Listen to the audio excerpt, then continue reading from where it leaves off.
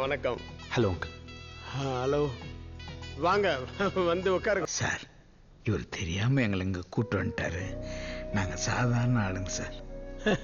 என்ன சார், நீங்களா சாதாரணமான ஆளு? பையனுக்காக கஷ்டப்பட்டு டிகிரி வரைக்கும் படிக்க வச்சு இன்னைக்கு 3 லட்சம் ரூபாய் மாசம் சம்பாதிக்கிற அளவுக்கு உயர்த்தி வச்சிருக்கீங்க. நீங்களா சாதாரணமான ஆளு? நீங்க பெரிய ஆள் சார். என்ன கல்யாணத்தை பண்ணி வச்சு பல்லவியை பார்க்கலாமா? why not? பல்லவி, மா பல்லவி.